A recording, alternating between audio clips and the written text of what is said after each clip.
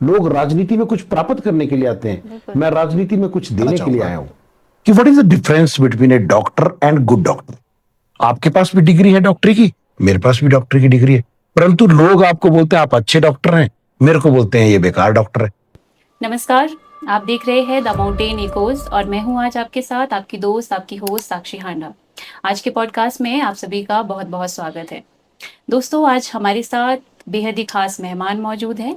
इनके बारे में मैं आपको बताऊं इससे पहले मेरे जहन में इनके लिए कुछ पंक्तियां आ रही है कि हाथों में हुनर, दिल में दुआएं रखते हैं, वो डॉक्टर है जो हर मर्ज की दवा रखते हैं। अब थामी है सियासत की कमान इन्होंने, क्योंकि ये अपनी जनता से बेइंतहा वफा रखते हैं। हमारे साथ आज स्टूडियो में बेहद ही खास शख्सियत मौजूद है, जिन्होंने समाज की बीमारियों को दूर करने के लिए मेडिकल साइंस के स्कैल्पस का ही इस्तेमाल नहीं किया, बल्कि समाज की व्यवस्था को सुधारने के लिए जनसेवा का रास्ता भी चुना। हमारे साथ है आज चंबा के भरमौर से लोकप्रिय विधायक, आईजीएमसी शिमला के पूर्व मेडिकल सुप्रिंटेंडेंट और प्रदेश के विख्यात न्यूरोसर्जन डॉक्टर जनक राज जी। सर, आपका आज के पॉडकास्ट में बहुत बहुत स्वागत करते हैं। नमस्कार, धन्यवाद। सर, सब लोग जानते हैं कि आप एक डॉक्टर हैं, आप विधायक हैं, राजनीति से जुड़े हैं, लेकिन आज हम आपकी जर्नी के बारे में जानेंगे। तो शुरू से शुरू करते हैं आपकी जर्नी को। किस तरह का आपका बचपन बीता, कहाँ से आपकी शिक्षा हुई, किस तरह की आपकी पृष्ठभूमि रही, कैसा आपका परिवेश रहा, इसके बारे में पहले हमारे दर्शकों को जरूर बताएं। मेरा जन्म 15 अगस्त 1979 को जिला चंबा के भरमौर तहसील के गांव सचुई में हुआ है। मैं अपने माँ बाप की पहली संतान हूँ और माता पिता मेरे ज्यादा पढ़े लिखे नहीं हैं। पिताजी मेरे अंडर मैट्रिक हैं और माँ मेरी अनपढ़ है, वो आज भी अपना नाम नहीं लिख सकती है। मेरे गांव के अंदर ही मेरा प्राइमरी स्कूल था और हम लोग 4 भाई बहन हैं। मैं हूँ, मेरे से छोटी 2 बहनें, फिर छोटा भाई है। और हमारे गांव के ही प्राइमरी स्कूल हमारे घर से कम 200 मीटर 300 मीटर था। तो जब स्कूल की घंटी बजती थी तो हम घर से निकलते थे, दौड़ते थे। उसके बाद 5वीं के बाद मुझे जवाहर नवोदय विद्यालय चंबा में पढ़ने का अवसर मिला। जब मेरा उसमें सिलेक्शन हो गया तो वहाँ एक कैंपस के भीतर में रहा। 6ठी 7वीं 8वीं तक मैं जवाहर नवोदय विद्यालय सरोल डिस्ट्रिक्ट चंबा में पढ़ाई की। फिर 9वीं 10वीं के लिए मुझे भारत सरकार के एक राष्ट्रीय एकता कार्यक्रम के तहत मुझे महाराष्ट्र के डिस्ट्रिक्ट बुल्ढाना के शेगांव में जवाहर नवोदय विद्यालय शेगांव में पढ़ने का मौका मिला। 9th 10th मैंने वहां से की और उसके बाद आकर वापस फिर मैंने +1 +2 जो अब जवाहर नवोदय विद्यालय सरोल है वहां से पढ़ाई की। और उसके बाद मेरा +2 करते ही मेरा सिलेक्शन मेडिकल में हुआ और फिर मैं टांडा मेडिकल कॉलेज के लिए मेरा पहला नंबर था, परंतु टांडा मेडिकल कॉलेज का 98 में सीट नहीं भरी। 97 में सीट भरी थी, 98 में नहीं भरी, 0 बैच गया वो। तो कुछ टाइम मुझे वेट करना पड़ा। फिर मेरा ऑटोमेटिकली जब नया डेंटल कॉलेज खुला सोलन में, MNDAB डेंटल कॉलेज, तो मुझे वहां पर BDS की सीट मिली। 2-4 महीने BDS में लगाने के बाद मेरा मन जो है वो संतुष्ट नहीं हुआ। फिर मुझे लगा कि नहीं, मुझे MBBS करना है। दोबारा से मैंने PMT एग्जाम दिया और दोबारा मेरा selection Indira Gandhi medical college Shimla के लिए हुआ और फिर मैंने MBBS किया। MBBS कंप्लीट करते ही थोड़े टाइम के लिए मुझे अपने CSC भरमौर और PSC गरोला में नौकरी करने का अवसर मिला 3-4 महीने। फिर से मैंने पोस्ट ग्रेजुएशन का एग्जाम दिया और सर्जरी में पोस्ट ग्रेजुएशन करने के बाद मैंने लगभग 2.25 साल नौकरी करी और फिर मेरा सिलेक्शन न्यूरो सर्जरी की डिग्री के लिए बनारस हिंदू यूनिवर्सिटी के लिए हुआ और वहां जाकर मैंने बनारस हिंदू यूनिवर्सिटी से न्यूरो सर्जरी डिग्री करने के बाद प्रदेश के सबसे बड़े संस्थान में न्यूरो सर्जरी विभाग में काम किया और असिस्टेंट प्रोफेसर, एसोसिएट प्रोफेसर और प्रोफेसर के पद पर, प्रोफेसर एंड हेड के पद से फिर मैंने रेजिग्नेशन दिया और राजनीति में आया। आईजीएमसी में ही काम करने के दौरान मुझे इंदिरा गांधी मेडिकल कॉलेज में वरिष्ठ चिकित्सा अधीक्षक का दायित्व निभाने का भी मौका मिला और मेरे उसी कार्यकाल के दौरान दुनिया की सबसे बड़ी महामारी जो अभी तक की रिकॉर्डेड है, कोविड-19, उसके मरीज, उनको उस व्यवस्था को संभालने का मौका मिला और मैं सौभाग्यशाली समझता हूं कि इस तरह के कठिन कार्यों के लिए ईश्वर ने मुझे चुना। जी। सर, जैसे आपने अभी बताया कि आपकी माताजी अनपढ़ है और जो आपके पिताजी है वो सिर्फ 10th तक पढ़े हैं, अंडर मैट्रिक। अंडर मैट्रिक है। तो डॉक्टर बनने की प्रेरणा आपको कहाँ से मिली? क्या कुछ वो परिस्थितियाँ रही कि आपने सोचा कि मैं अब इस क्षेत्र में जाऊँगा आगे? क्या आपने सोचा था पहले कि आप जब +1 में जाएँगे तो आप मेडिकल फील्ड ही चूज़ करेंगे? ऐसा नहीं है। जब मैं नवोदय विद्यालय में पढ़ता था, तो पढ़ाई के दौरान साल में 1-2 बार हमें छुट्टियां पड़ती थी। तो जब छुट्टियां पड़ती थी, छुट्टियों में हम लोग घर आते थे, 3-4 दिन तो घर वाले बिल्कुल आराम करने देते थे कि बच्चा बाहर से आया है। 3-4 दिनों के बाद फिर वो जब उठना सुबह, तो देखना घर वाले घर पे हैं नहीं, तो कहाँ गए हैं? तो थोड़ी देर बाद 8-9 बजे तक देखना कि वो वापस आ रहे हैं खेतों में काम करके। फिर मैंने पूछना कि भाई कहाँ गए थे? बोले खेतों में काम करने गए थे। गुस्से उनके बात करने के अंदाज से मुझे एहसास हो जाता था कि ये गुस्सा है कि भाई तुम नहीं गए, तुम सोए रहे। तो फिर मारे शर्म के अगले दिन मैं भी उनके साथ उठ के खेतों में जाना, काम करना, गोबर डालना, घास काटना, ये सारे काम करने के लिए जाने लगा। तो कई बार जब अकेला होता था, रात में सोने लगता था, तो मुझे लगता था कि यार क्या ये काम मुझे भी सारी जीवन करने पड़ेंगे? जो काम मेरे माँ बाप कर रहे हैं, सुबह उठो, खेतों में जाओ, काम करो, पशुओं को चराओ, घास काटो, लकड़ी ढो, जो जो एक आम ग्रामीण परिवेश में व्यक्ति जो काम करता है। तो कई बार जब मैं रात में सोने से पहले आदमी जैसे दिन का अपना रिकॉल करता है, तो मैं रिकॉल करता था, मैं सोचता था यार क्या सारी जिंदगी मुझे ये काम करने पड़ेंगे? बड़ा देर सोचने के बाद जवाब मिलता था, हाँ, तुम्हें भी यही काम करने पड़ेंगे, क्योंकि तुम्हारे माँ बाप भी यही काम कर रहे हैं, तुम्हारा समाज भी यही काम कर रहे हैं, तुम्हारे गांव के सारे लोग यही काम कर रहे हैं। तो भाई तुम्हारे अंदर ऐसा क्या है कि तुम्हें ये काम नहीं करने? तो सर्वाइवल के लिए तो तुम्हें यही काम करने हैं। फिर मन डरता था कि नहीं यार, सारी जिंदगी ऐसा करूंगा तो जीवन में ये वो, मतलब मैं अपने जीवन को इस तरह नहीं व्यतीत कर सकता। मुझे ऐसा लगा 9th-10th क्लास की, ये मेरी सोच की उस टाइम की बात है। फिर क्या ऐसा करूं, क्या ऐसी सहारा पकड़ूं मैं अपने हाथ में जिससे मैं इस चक्र से बाहर निकल जाऊं? तो मुझे एक ही चीज दिखी, वो थी पढ़ाई। फिर मैं पढ़ाई की तरफ ध्यान दिया, अपनी सारी ऊर्जा पढ़ाई की तरफ लगाई और प्रयास किए। मैं आज धन्यवाद करता हूं अपने माँ बाप का, जिन्होंने मुझे हमेशा पढ़ने के लिए प्रेरित किया, और अपने पूर्वजों का, जिनके आशीर्वाद से मैं जो सोचा वो कर पाया, और अपने सभी स्थानीय देवी देवताओं का कि जिनके आशीर्वाद के परिणाम स्वरूप जीवन में एक स्वाभिमान से जीने का जो अवसर मुझे मिला है, वो उन सब की मेहनत, उन सब के आशीर्वाद और शुभकामनाओं का परिणाम है। और डॉक्टर बनने का नहीं सोचा था। हमने पहले पूछा मुझे डॉक्टर, 10th क्लास की बात याद है मुझे अच्छी तरह से। मेरा एक क्लासमेट है भगत राम, मैं नाम लेना चाहूंगा। हमारे नवोदय में डबल डेकर सिस्टम होता था, एक ऊपर एक नीचे। तो मैं भगत राम और इकट्ठे रहते थे। तो हम दोनों का प्लानिंग क्या था, यार कैसे भी करके हमने 70% नंबर लाने। 70% नंबर ले, आज के जमाने में 95, 98, 99% नंबर लोग ले रहे हैं। उस टाइम 70% नंबर लाना बहुत बड़ी बात होती थी। तो 70% नंबर लाने हैं, 96 की ये बात है।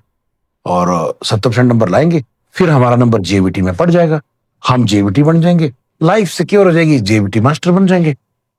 तो हम दोनों ने इकट्ठे पढ़ना, और जब रिजल्ट निकला मेरे काफी अच्छे नंबर आए, 80% से ऊपर नंबर आए। और 96 की ही बात है ये। 96 से पहले जेवीटी मेरिट से सिलेक्ट होते थे। 96 में हिमाचल सरकार ने जेवीटी के लिए एग्जाम कर दिया, और एग्जाम कर दिया। हमारी क्लास के 18 लोग, हम साइंस के स्ट्रीम में थे, 18 में से 16 लोगों ने वो एग्जाम दिया, और 16 के 16 लोग क्वालिफाई कर गए, जिसमें मैं भी था। परंतु फिर मुझे मेरे टीचर्स ने समझाया कि नहीं, तुम ये काम मत करो, तुम पढ़ाई करो, आगे करो। परंतु मैं देखता था कि मेरे परिवार की परिस्थितियां ऐसी नहीं है जो मुझे आगे सपोर्ट कर पाए। तो हमारे एक प्रिंसिपल होते थे, अब उनकी डेथ होगी, नौटियाल सर। वो बहुत पारखी नजर वाले रहे होंगे, मुझे ऐसा लगता है। उन्होंने मेरी शिक्षा का जिम्मा उठाया, मेरे पेरेंट्स को बुलाया, उन्होंने कहा कि हम इसको पढ़ाएंगे, इसके लिए एक्स्ट्रा जो जो भी एफर्ट लगता होगा वो हम लगाएंगे। उन्होंने बायोलॉजी के टीचर को, मैथ के टीचर को एक्स्ट्रा डायरेक्ट किया कि इस लड़के को स्पेशली अपने घर पे बुला के एक्स्ट्रा कोचिंग दो। तो एक बच्चों की बात होती है ना, ये उम्र ऐसी होती है, मैं बताऊं आपको। एक मैथ के टीचर से मेरी अनबन हो गई, वो टेंडर एज होती है ना, 16 17 18 साल की। तो मैंने प्रिंसिपल के साहब के साथ मेरे इतने अच्छे मधुर संबंध थे, मैंने प्रिंसिपल साहब को बोल दिया कि मुझे इनसे मैथ नहीं पढ़ना है। तो देखिए कितने अच्छे वो प्रिंसिपल थे। उन्होंने मेरे लिए चंबा सदर के भीतर बॉयज स्कूल में मैथ्स के टीचर के पास मेरे लिए ट्यूशन रखवाई, और रोज दिन में स्कूल की बस मुझे अकेले लड़के को लेकर सरोल से चंबा जाती थी। मुझे ट्यूशन पढ़ाने के बाद वो बस फिर मुझे वापस लेके आती थी। इतना योगदान मुझे मेरे जीवन में मेरे शिक्षकों ने दिया है। और बस उसी जब उन्होंने मोटिवेट किया, मेरे क्लास के काफी लोग जेबीटी उसमें चले गए। दो लोगों की बेचारों की सब दुर्भाग्य से उनमें से डेथ भी हो गई हुई है। अभी बाकी लोग वो जेबीटी और सीएसटी जो जो भी बनते हैं उसमें काम कर रहे हैं। और मैं फिर इस बड़े मार्ग में आ गया और पढ़ने में ठीक था। तो 90s के दशक में इंजीनियरिंग फील्ड में स्टैग्नेशन लगभग आ चुका था। मेरे पास मैथ्स भी था, बायोलॉजी भी था, तो करें क्या भाई। सब बोलते थे इंजीनियरिंग की तो बुरी हालत है, इंजीनियरिंग की तो बुरी हालत है, डॉक्टर बन जाओ, डॉक्टर बन जाओ। पता कुछ था नहीं, ना पीएमटी का फुल फॉर्म पता था, तो ना ये मालूम था कि बनना कैसे है, पढ़ना कैसे है। हमारी स्कूल के एक पहले लड़के एमबीबीएस में सेलेक्ट हुए। मैं 7th क्लास में पढ़ता था। तो जब वो आए, डॉक्टर कुशदेव उनका नाम है, आजकल वो एम्स जम्मू में प्रोफेसर हैं, हमारे जिले चंबा से ही हैं। जब वो आए तो प्रिंसिपल सर ने स्टेज पे उनको बुला के बड़ा उनका अभिवादन किया और सारे टीचर ने सब उसको कांग्रेचुलेट किया। तो मैं 7th क्लास में पीछे, ये क्या कर दिया होगा, मैं कर पाऊंगा कि नहीं कर पाऊंगा, मुझे भी ऐसा करना है।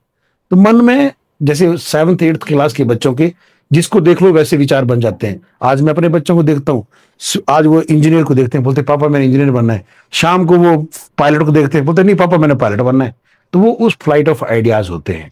परंतु 10th क्लास के बाद जब मैंने डिसाइड कर लिया कि मुझे अब जेबीटी में नहीं जाना है, मेडिकल लाइन में जाना है, तो उसके बाद मेडिकल लाइन में मैंने 15 साल 14 साल पढ़ाई की और आज इस रूप में खड़ा हूँ आपके सामने। बहुत ही खूबसूरत जर्नी आपकी रही है सर, और आप एक सफल न्यूरोसर्जन भी रहे हैं। आईजीएमसी शिमला की जब हम बात करें, आप यहाँ मेडिकल सुपरिटेंडेंट रह चुके हैं। वो क्या कुछ ऐसी परिस्थितियाँ थी, आपने सोचा कि अब आप राजनीति की ओर अग्रसर होंगे? देखिए बहुत अच्छा सवाल है आपका, और मैं इसका विस्तृत जवाब देना चाहूंगा, क्योंकि अक्सर मैं कई बार देखता भी हूँ, सोशल मीडिया में भी कई बार मुझे लोग लिखते हैं ये सेवा ही करनी थी तो अस्पताल में करते, भाई ये कहाँ इस गंद में आ गए। कई बार लिखते हैं डॉक्टर साहब आप डॉक्टर अच्छे पर आपको राजनीति में नहीं आनी, तो गलत आ गए। तो मैं कुछ ऐतिहासिक बातों के साथ इसका जवाब देना चाहूंगा। नेपोलियन की एक बात कही गई है नेपोलियन के द्वारा कि इस धरती पर बुरे लोगों ने इतने अपराध नहीं किए हैं जितने अपराध अच्छे लोगों के चुप रहने की वजह से हुए। दूसरा एक कोट कहा जाता है, अगर योग्य लोग राजनीति में नहीं आएंगे तो आप पर अयोग्य लोग शासन करेंगे। एक बात ये भी कही जाती है। तो हमने जब नौकरी पढ़ाई सारी जिस जीवन की जर्नी में जब उम्र को काटते गया, तो अनेकों ऐसे अनुभव हुए जिन अनुभवों को देख के ऐसा लगा कि यार ये गलत हो रहा है, ऐसे नहीं ऐसे होना चाहिए। तो क्या करूं, क्या कर सकता हूं? मैं एक न्यूरोसर्जन हूं, मैं केवल उसकी मदद कर सकता हूं जो सही समय में सही हालात में मेरे पास आएगा। तो इस सारे घटनाक्रम में जब हमने अनेकों अनुभव पाए, हजारों लोगों को अटेंड किया, देखा, तब मुझे लगा, मैं कहा यार कहीं ना कहीं सिस्टम में कोई लूप होल ऐसे हैं जिनका समाधान किया जाना जरूरी है। और उनका समाधान कैसे होगा? उनका समाधान होगा या तो जो भी सरकार है या जो भी राजनेता हैं उनको हम कुछ सुझाव दें, वो हमारी बात सुने और करें। वो शायद नहीं प्रैक्टिकली पॉसिबल था। तो फिर एक ही रास्ता था कि बस ठीक नहीं चला रहा ये ड्राइवर, मुझे बस की सीट, ड्राइविंग सीट पे बैठना है। उस तरीके से हमने प्लान किया और धन्यवाद करता हूं मैं भारतीय जनता पार्टी का, जिन्होंने मेरी इच्छा पर मुझे टिकट सौंपा।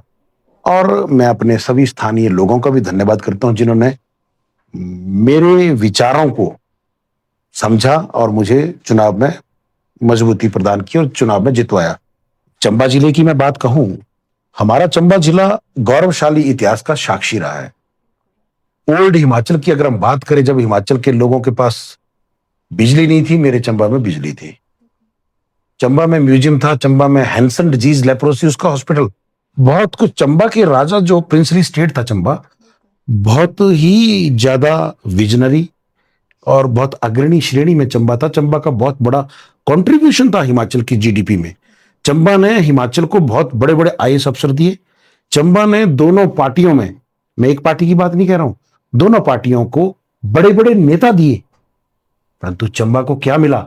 आजादी के बाद जहां एक छोटे से छोटे गांव का भी विकास हुआ, ऐसा दावा होता है, आजादी के बाद हमारे चंबा का विकास का पहिया उल्टा घूम गया। हम गौरवशाली से आकांक्षी जिले में पहुंच गए। इसका एक बहुत बड़ा कारण, चंबा के जिस भी व्यक्ति ने काबिलियत हासिल करी, वो चंबा के पहाड़ को क्रॉस करके रेस्ट ऑफ द इंडिया में या वर्ल्ड में मर्ज हो गया। कोई वापिस नहीं गया, ना ही कोई जाना चाहता है, क्योंकि सुविधाओं का अभाव है, आज भी अभाव है। मैं उन चुनिंदा मूर्खों में से एक हूं, मैं शब्द यूज कर रहा हूं, मैं उन चुनिंदा मूर्खों में से एक व्यक्ति हूं जिसने अपने बसे बसाए जीवन को छोड़ के वापिस उन चंबा के पहाड़ों पे रिटर्न आया हूं, ताकि मैं अपने साथ इस विकास की यात्रा में अपने उन लोगों को भी लेके जाऊं, उस क्षेत्र को भी आगे लेके जाऊं। सर, आपने बेहद ही खूबसूरत बात कही है, क्योंकि कहा जाता है कि हमारी संस्कृति ही हमारी धरोहर है। कहीं ना कहीं हमें उसको सहेज कर आगे चलना चाहिए। जो हमारे युवा है वो भी अब संस्कृति की ओर ज़्यादा ध्यान दे रहे हैं, अपनी रूट्स से हमेशा जुड़े रहना चाहिए। बात करते हैं सर अस्पताल के विवादों के बारे में, वो ज़्यादा चर्चित रहते हैं, उसके बारे में आपके क्या विचार है, क्या कहना चाहेंगे आप इस पर? देखिए, ये हम कई बार सार्वजनिक तौर पे भी इस बात को कहते रहे हैं और मीडिया में भी कहे हैं। अस्पताल में जब नौकरी करते थे तब भी कहते थे। 99.9% विवाद अस्पताल में जो होते हैं वो इलाज की वजह से नहीं होते, वो होते हैं गलत व्यवहार की वजह से। वो गलत व्यवहार मरीज के अटेंडेंट का भी हो सकता है, मरीज का भी हो सकता है, डॉक्टर का भी हो सकता है, सफाई कर्मचारी या स्टाफ किसी का भी हो सकता है। मेरा एक हमेशा एक बात कहनी होती है, मैं डॉक्टर्स के बीच में जब मैं पढ़ाता था स्पेशलिस्ट डॉक्टर्स को, तो उनके बीच में मेरा एक सवाल हमेशा रहता था, आपके माध्यम से मैं बताना चाहूंगा कि what is the difference between A doctor and good doctor. आपके पास भी डिग्री है डॉक्टरी की, मेरे पास भी डॉक्टरी की डिग्री है, परंतु लोग आपको बोलते हैं आप अच्छे डॉक्टर हैं, मेरे को बोलते हैं ये बेकार डॉक्टर है। ये अंतर कैसे पैदा हुआ? ये अंतर पैदा हुआ हमारे व्यवहार की वजह से। और मैं जो भी लड़के, जो भी लड़कियां अभी डॉक्टर बन रहे हैं या डॉक्टर बनना चाहते हैं, उनके लिए मैं एक संदेश देना चाहूंगा आपके पॉडकास्ट के माध्यम से कि आप इस व्यवसाय में अपनी इच्छा से आ रहे हैं, कोई आपको फोर्स नहीं कर रहा कि आपने डॉक्टर ही बनना है। और दूसरा, जीवन के जवानी के बेशकीमती 14 साल, 12-13 से 14 साल लगते हैं एक सुपर स्पेशलिस्ट डॉक्टर बनने में। +2 क्लास के बाद एमबीबीएस करने में 5.5 साल लगते हैं, 3 साल स्पेशलिस्ट में, 3 साल सुपर स्पेशलिटी में। इतना लंबा समय जीवन का बिताने के बाद अगर गांव का ग्रामीण परिवेश से आने वाला व्यक्ति जिसको दुनिया की उतनी समझ नहीं है, वो आपको 0 नंबर देके जाए, वो आपका आंकलन उसको आपकी डिग्री से लेने देना नहीं है। जब वो आपको दिखा के अस्पताल से बाहर जाता है तो गांव में पूछता है वो, या गांव में उससे कोई व्यक्ति बात करता है कि यार वो तू वहां आईजीएमसी गया था, तो डॉक्टर को दिखाया गया, क्या हुआ? क्या डॉक्टर देखने में अच्छा है, बड़ा खूबसूरत है, बड़ा हैंडसम है, ये तो नहीं बोलेगा वो, उससे क्या लेने देना उसको। वो डॉक्टर के बारे में जो भी इंप्रेशन पड़ेगा उसको, वो उसके व्यवहार की वजह से पड़ेगा। अगर डॉक्टर का व्यवहार अच्छा होगा फिर वो बहुत अच्छा आदमी है। और ये डॉक्टर की ही बात नहीं है, मुझे अब्दुल कलाम जी की एक स्टेटमेंट बड़ी अच्छी लगती है। एक जगह ये किसी स्कूल में किसी बच्चे के पास गए थे, तो बच्चे ने उनसे कुछ सवाल किया कि मैंने ये बनना है, कैसे बनूं, क्या बनूं। तो अब्दुल कलाम जी ने एक बात कही, जीवन में आप जो मर्जी बनिए, आप डॉक्टर बनिए, इंजीनियर बनिए, साइंटिस्ट बनिए, टीचर बनिए, मीडिया पर्सन बनिए, पॉलिटिशियन बनिए, जो मर्जी बनिए, until and unless you are not good human being, you are useless। अगर आप अच्छे इंसान नहीं हैं तो आप जो मर्जी, वो को कबीर की, या मुझे एग्जैक्टली मैं कंफ्यूज कर रहा हूं, कबीर और रहीम पता नहीं, बोलते हैं कि बड़ा हुआ तो का हुआ जैसे पेड़ खजूर, पंथी को छाया नहीं फल लगे थी दूर। हम, मेरी विद्या किस काम की? अपने आप में मैं गौरवान्वित महसूस करता रहूं, हाँ भाई मैं डॉक्टर हूं, मैं न्यूरोसर्जन हूं, मैं लोगों से सीधे मुंह बात ही नहीं कर रहा हूं, लोग मेरे पास नजदीक आना ही नहीं चाहते हैं, तो मैं उस डिग्री का क्या करूंगा? अपना ऑपरेशन खुद करूंगा, अपना इलाज खुद करूंगा। और सब उन लोगों को मैं ये बात कहना चाहता हूं जो लोग बोलते हैं कि डॉक्टर ने गलत इलाज कर दिया या मार दिया, ऐसा कर दिया, वैसा कर दिया। देखिए, कोई भी टैक्सी वाला कभी भी नहीं चाहेगा कि मेरी गाड़ी के अंदर जो सवारी बैठी है मैं उसको एक्सीडेंट करके मार दूं, या सड़क पे जो लोग चल रहे हैं उनको मैं एक्सीडेंट करके मार दूं। कोई भी रेस्टोरेंट वाला ये नहीं चाहेगा कि मेरे ढाबे या रेस्टोरेंट से जो भी खाना खा के जाएगा वो बीमार पड़ जाए, वो मर जाए। कोई भी टीचर ये नहीं चाहेगा कि मेरे पढ़ाए जाने वाले बच्चे फेल हो जाएं, बर्बाद हो जाएं। परंतु ऐसी घटनाएं होती हैं। उसी तर्ज पर कोई भी डॉक्टर कभी भी ये नहीं चाहेगा कि जिस भी व्यक्ति का या जिस भी मरीज का इलाज मैं कर रहा हूं वो मर जाए या उसको नुकसान हो जाए। परंतु जाने अनजाने में कई बार ऐसी घटनाएं होती हैं।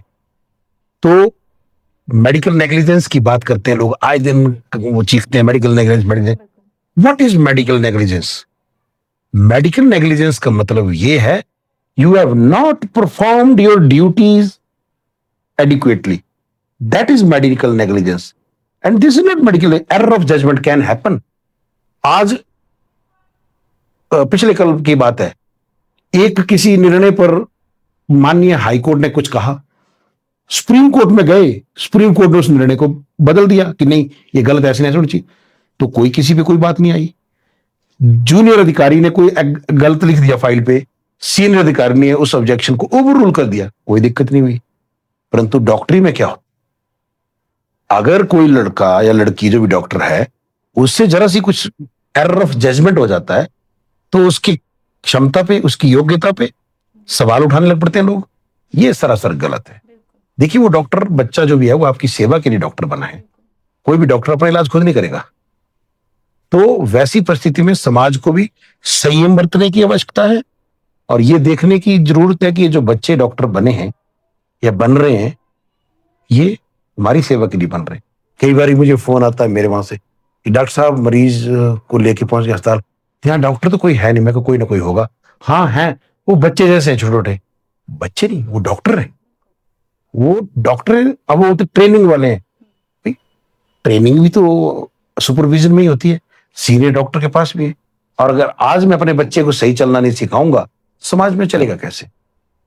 बेहद ही खूबसूरत बातें कही है सर आपने। और कहा भी जाता है जो आम जनता है, जो लोग हैं, जब डॉक्टर के पास आते हैं तो वो कहते हैं कि हमारे तो दूसरे डॉक्टर, जो भगवान है, दूसरे डॉक्टर ही है। आजकल हमने देखा अभी कुछ टाइम पहले कि नीट को लेकर, जो नीट की परीक्षा है उसको लेकर काफ़ी विवाद हुए हैं। लाखों बच्चे नीट की तैयारियां करते हैं, उसका इतनी मेहनत करके उसका एग्ज़ाम देते हैं और इस तरह से पेपर लीक होना, आपको क्या लगता है इस पर? आप क्या बोलना चाहेंगे? देखिए, आपने बहुत अच्छा विषय पे पूछा है। मैं तो एक ही बात कहूंगा, कहीं ना कहीं हमारे राष्ट्रीय चरित्र में कमी है और इन सब चीजों का ये बात नीट पेपर लीक की नहीं है। ये बात बड़े सारी गंभीरता से अगर सोचे हम, तो हमारा देश का समाज साक्षर तो है पर शिक्षित कम है, मुझे ऐसा लगता। देखिए, ऐसा है ना, पेपर लीक होना ये बहुत दुर्भाग्यपूर्ण है, नहीं होना चाहिए। इसके लिए आजादी के इतने वर्षों तक कड़े कानून तक सरकारें नहीं बना पाई इससे पता लगता है कि क्या कितनी गंभीरता रही होगी इस विषय पर। परंतु हम धन्यवाद करते हैं अपनी केंद्र सरकार का, मोदी जी का, कि जिन्होंने जिस तरह रेप के लिए पॉक्सो एक्ट, उसी तरह से एक ये नीट या अन्य पेपर लीक के लिए जितना स्ट्रॉन्ग कानून लाया है, भविष्य में इस पर रोक लगेगी, ऐसा मेरा मानना है। और दूसरा मैं ये कहना चाहता हूं कि जैसे मैंने शुरू में भी इस सवाल के जवाब में कहा कि हमारे राष्ट्रीय चरित्र में कहीं ना कहीं कमी है। देखिए, चाहे पुलिस वाला है, चाहे डॉक्टर है, चाहे इंजीनियर है, चाहे ब्यूरोक्रेट है, कोई भी पद है, अधिकारी है, कर्मचारी है, हम आते कहां से हैं? आसमान से तो गिरते नहीं है, आते तो इसी समाज से हैं। तो समाज की मानसिकता क्या है? समाज की मानसिकता ही जब देश के प्रति सही ना हो, तो समाज की मानसिकता, इसका सबसे बड़ा कारण क्या है? एक तो आबादी, ऊपर से मैं एक डॉक्टर हूं, मुझे लगता है कि शायद इस बात को कहने से विवाद भी कर सकते हैं लोग, और मुझे कहने में कोई संकोच नहीं है। हम लोगों पर 800 साल विदेशी लोगों ने, आक्रांताओं ने, चाहे मुगल थे, चाहे डच थे, चाहे ब्रिटिशर थे, कोई भी थे, उन लोगों ने हम पे राज किया। और राज किया, राज केवल शालीनता से नहीं किया, बल्कि प्रताड़ना से राज किया। और उन 800 सालों में 25 से 30 साल की एक पीढ़ी माने तो 800 सालों में हमारी लगभग 30 पीढ़ियां मानवता की हमारी गुजरी। तो पीढ़ी दर पीढ़ी, जेनेटिक्स में एक वो है, नियम है कि environmental factor can change the character. पहाड़ों में जो हमारे पौधे होते हैं, देवदार के पेड़ हैं, चीड़ के पेड़ हैं, उनकी पत्तियां सुई जैसी क्यों होती हैं? क्योंकि बर्फ पड़ता है। चौड़ी पत्ती वाले पेड़ यहां नहीं होते हैं, क्योंकि अगर चौड़ी पत्ती वाला पेड़ होगा, बर्फ पड़ेगा तो पेड़ पे वजन बढ़ेगा, तो पेड़ टूट जाएगा। तो यहां क्या होता है, या तो चौड़ी पत्ती वाले पेड़ों के पत्ते गिर जाते हैं सर्दियों में, जो पत्ते सदाबहार हैं, जो पेड़ सदाबहार हैं, उनकी पत्तियां सुई की तरह हो गई हैं, ताकि उस पर बर्फ ना टिके। ये सामाजिक परिवेश में जो बदलाव हुआ, उसको बदलाव को लोगों, मतलब उन पेड़ पौधों ने, जल जो जीव जंतु जो भी है, उन्होंने अडाप्ट कर लिया। चाहे वो जंगली जानवर हैं, चाहे पेड़ पौधे, उन्होंने उस अपने सामाजिक परिवेश में जो जो बदलाव हुए, जो जो परिस्थितियां थी, उसके अनुरूप अपने आप को ढाला। इसको बोलते हैं अडेप्टेबिलिटी, हिंदी में बोलते हैं अनुकूलन क्षमता। तो जो 800 सालों पर तक हम लोगों पर जो बाहरी आक्रांताओं ने राज किया, तो हमारे भीतर एक भावना उत्पन्न हुई कि खुद को बचाओ। सेल्फ सेंटर्ड हम लोग हो गए, अपने आप को बचाओ। तो वो पीढ़ी दर पीढ़ी, पीढ़ी दर पीढ़ी, पीढ़ी दर पीढ़ी हमारे, विशेष तौर पर हमारे हिंदू समाज पर जब ये आक्रमण हुए, तो हमारे हिंदू समाज, सनातनी समाज के अंदर ये भावना अंतर दिल तक घर कर गई कि अपने आप को बचाओ, अपने आप को देखो। और उसी का परिणाम है कि आज हम, राष्ट्रीय चरित्र जो है वो हमारा उतना मजबूत नहीं है। मैं आभार व्यक्त करता हूं और कई बार इमेजिन करता हूं डॉक्टर केशव बलिराम हेडगेवार, जिन्होंने राष्ट्रीय स्वयंसेवक संघ की स्थापना की। उन्होंने कहा था कि आजादी तो मिलेगी, संघर्ष जारी है, परंतु क्या हम आजादी को संभाल पाएंगे? क्या दोबारा हम गुलाम नहीं होंगे? तो कारण क्या था कि 30,000 से 50,000 अंग्रेज या मुगल आकर हम 30 करोड़ लोगों पर राज करके चले गए? क्या कारण था? हम आपस में बटे थे, रियासतों में बटे थे, हमारे अंदर वो अपनी भूमि के प्रति वो भाव नहीं था। उस भाव को पैदा करने के लिए उन्होंने राष्ट्रीय स्वयंसेवक संघ की स्थापना की। और मैं गौरव महसूस करता हूं कि मैं भी राष्ट्रीय स्वयंसेवक संघ का एक कार्यकर्ता हूं, और उसी संगठन की प्रेरणा से हमारे मन में भी ये विचार है कि हम इस देश के लिए कुछ करें, कि ये तन समर्पित, ये मन समर्पित, चाहता हूं तुम्हें देश की धरती तुम्हें कुछ और भी दो।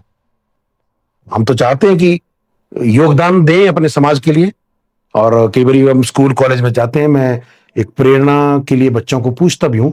ये सवाल जो मैं बच्चों से पूछता हूं, यहाँ पूछूंगा, जो कमरे में हम लोग जो बैठे हैं सब अपने मन में भी सवाल का जवाब निकालें। हम सब लोगों को अपना नाम मालूम है, अपने बाप का नाम मालूम है, दादा का नाम भी मालूम होगा, परदादा का नाम कुछ लोगों को मालूम होगा, कुछ को नहीं मालूम होता। परदादा के ऊपर लक्कड़ दादा बोलते हैं, किसको याद है? शायद किसी को भी याद नहीं होगा। उसके ऊपर हमें तो यह भी नहीं पता कि उसको बोलते क्या है, तो याद कहां से होगा? मतलब आप, बाप, दादा, परदादा, उसके ऊपर। जब 4 पीढ़ी पहले मुझे यह नहीं मालूम है कि मेरा कौन था, मैं किसका वंशज हूं, तो 4 पीढ़ी बाद मुझे कौन याद रखेगा? Who is going to remember me? परंतु स्वामी विवेकानंद को आज सब जानते हैं। उनकी तो शादी भी नहीं की, बच्चे भी नहीं थे। महाराणा प्रताप को सब जानते हैं। अगर हम अपने केवल परिवार के लिए जिएंगे, 4 पीढ़ी बाद हमारा परिवार भी हमें भूल जाता है। परंतु अगर हम समाज के लिए जिएंगे, देश के लिए जिएंगे, तो जब तक हम धरती पर सूरज चांद रहेगा, उन अच्छे काम करने वाले लोगों का नाम रहेगा। बेहद ही खूबसूरत बात कही है सर आपने। अब हम बात करते हैं 2022 इलेक्शन की। 2022 का इलेक्शन काफी इंटरेस्टिंग रहा है, क्योंकि आपका मुकाबला आपके अंकल के साथ ही। नहीं, कंफ्यूज कर गए। अंकल मैं हूं। हाँ, यहाँ बहुत सारे लोगों को लगता है कि वो बुजुर्ग हैं, वरिष्ठ हैं, तो शायद वो मेरे चाचा होंगे। नहीं, मैं उनका चाचा हूं। वो परिवार में किसी बुजुर्ग ने 2 शादियां की होंगी कभी जमे में, तो उसकी वजह से वो लाइनेज ऐसा डेवलप हुआ कि पहली शादी वाले वो हम लोग हैं, दूसरी शादी वाले वो लोग हैं। तो इस वजह से वो एक छोटी उम्र के चाचा बन गए और बड़ी उम्र के भतीजे आ गए। ठाकुर सिंह भरमौरी जी के साथ आपका जो मुकाबला रहा है, उसके एक्सपीरियंस के बारे में आप क्या कहेंगे? फैमिली और पॉलिटिक्स के बीच में बैलेंस बनाना कितना चैलेंजिंग रहा आपके लिए? देखिए, कई बार लोग बोलते हैं कि राजनीति ऐसा है। मैं राजनीति की बात नहीं करता, वो नहीं करता। राजनीति तो हमारे जीवन का अहम हिस्सा है। बिल्कुल। और अगर हम अपने सनातन धर्म को देखें, तो जो पिछला अवतार था भगवान कृष्ण का था। तो भगवान कृष्ण ने हमें क्या सिखाया है? राजनीति। राजनीति तो परिवार में होती है। परिवार में हमारे माँ बाप क्या बोलते हैं कि अच्छे नंबर लाना तो ये दूंगा, होता है ना? तो वो उस तरह से भी सारा सिस्टम जब चलता है। और मैं तो भरमौरी साहब का आभार भी व्यक्त करता हूं कि उन्हीं से ही प्रेरणा प्राप्त हुई हमें। उनको देखा हमने काम करते हुए, तो कहीं ना कहीं मन में भाव उत्पन्न हुआ कि मुझे भी राजनीति में जाना है। उनके कार्य काम को देखते हुए कहीं लगा मुझे कि नहीं, ये चीज वो ठीक नहीं कर रहे हैं, ये ऐसे नहीं, ऐसी होनी चाहिए। तो एक अलग दिशा में सोच जो उत्पन्न हुई, और उसका परिणाम है कि हम दोनों एक परिवार के हैं, एक गांव के हैं, परंतु विचारधारा अलग अलग है। मैं भारतीय जनता पार्टी का हूं, वो कांग्रेस के। और जब हमने चुनाव लड़ा, तो चुनाव लड़ने के दौरान बड़ी शालीनता से चुनाव हुआ और कोई ऐसी घटना नहीं हुई।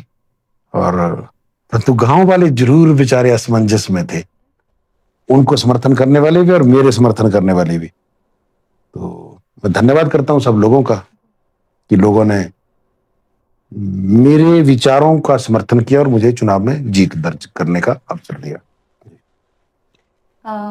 इसी बात पे जब मैं आपके बारे में रिसर्च कर रही थी, तब मैंने एक कमेंट कहीं पढ़ा था कि जो आपका नाम है उससे आपको बहुत वरिष्ठ माना जाता है। इसके बारे में आप क्या बोलना चाहेंगे? ये बहुत बड़ी खूबसूरत सी एक बात मैं बताना चाहूंगा आपको।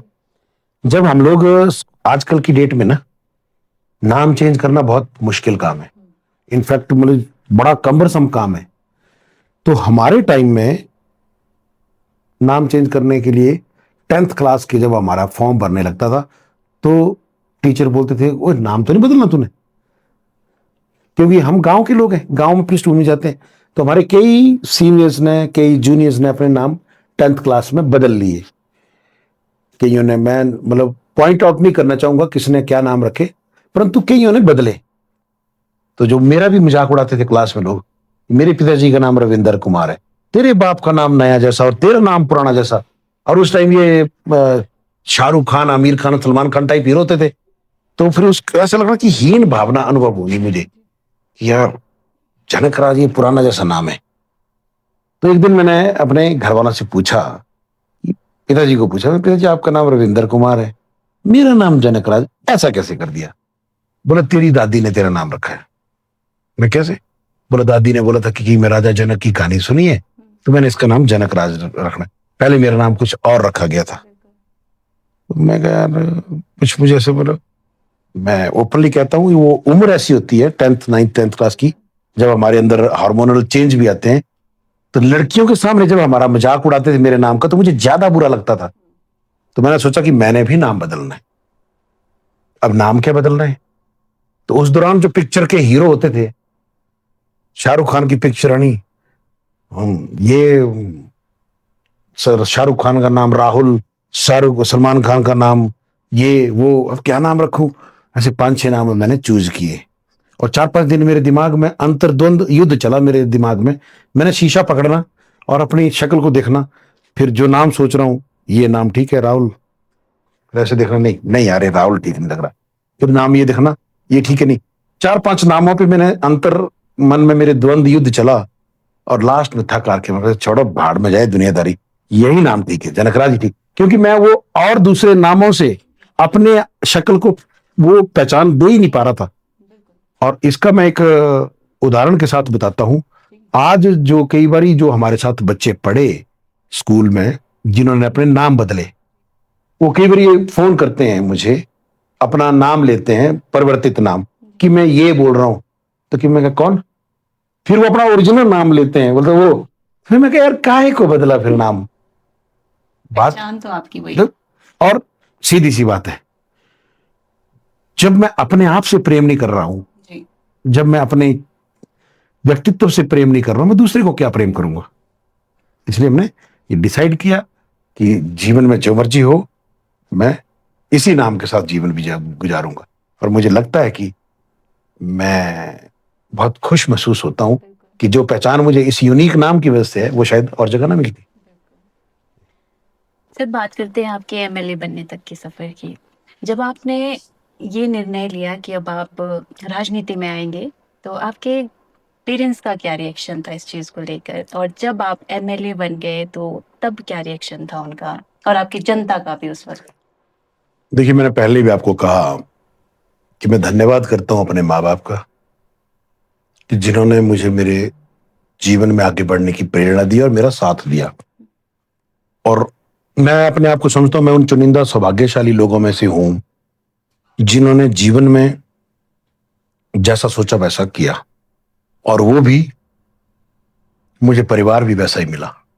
मेरे माँ बाप वैसे मिले, मेरे भाई बहन वैसे मिले, और मेरी धर्मपत्नी जिसको अर्धांगिनी शब्द कहा जाता ना, उसने उसी तरह मेरे हर काम में, मेरे हर सपने में मेरा साथ दिया। और आज मैं इतना फ्री होके अपने पब्लिक के लिए सारा काम और सारा समय दे पा रहा हूं क्योंकि मेरे पूरे घर को वो संभालती है। मेरे बच्चों की शिक्षा, तुम बोलोगे क्या लगा हूं मैं बोलने, मैं कई बार कंफ्यूज हो जाता हूं कि मेरा बच्चा कौन सी क्लास में पढ़ता है। लोग मजाक में उड़ाएंगे, लोग बोलेंगे झूठ बोल रहा है, ऐसा बोल रहा है। मेरा मन जानता है और ईश्वर जानता है। बिल्कुल। कई बार मुझे घर में डांट भी पड़ती है पीवी से, यार कमाल है इतना भी नहीं पता। मैं कहा यार वो थोड़ा सा मतलब मुझे वो इसलिए क्योंकि मैं बिल्कुल भी ध्यान नहीं देता। और ये इसलिए ये एक संदेश भी, मैं एक ब्रेन का डॉक्टर इस नाते में लोगों को भी ये संदेश देना चाहूंगा, आप जो मर्जी कर लें, आप जितनी मर्जी ताकत लगा लें, you cannot ensure the future of your next generation. उन्होंने जो करना वो करेंगे, उनके साथ जो होना है वो होना है। और मैं पता क्या चाहता हूं कि मेरे बच्चे उस वाइल्ड सीड की तरह पैदा हों कि जिनको कहीं भी फेंक दें, कौन सी भी भूमि में, वो वहां पर भी उगे, जमीन तलाशें और उगाएं। वो उनको मैं इंडिपेंडेंट बनाना चाहता हूं। तो कई बार मुझे लोग बोलते हैं, बोले यार डॉक्टर साहब ये क्या फायदा, आपने छोटे उम्र में बच्चों को हॉस्टल में डाल दिया, दोनों बच्चों को हॉस्टल में डाल दिया, आपको प्यार नहीं बच्चों से? मैं कहा प्यार क्या क्या करूंगा, चाटूंगा? मैं आज भी इस बात को कहता हूं, प्यार से ज्यादा आवश्यक है परिवार में जिम्मेवारियों का एहसास होना। मुझे अपने माँ बाप के प्रति अपनी जिम्मेवारियों का एहसास है, मुझे अपने भाई बहनों के प्रति अपनी जिम्मेवारियों का एहसास है, मुझे अपनी पत्नी के प्रति जिम्मेवारी का है, मुझे अपने रिश्तेदारों के प्रति, अपने बच्चों के प्रति।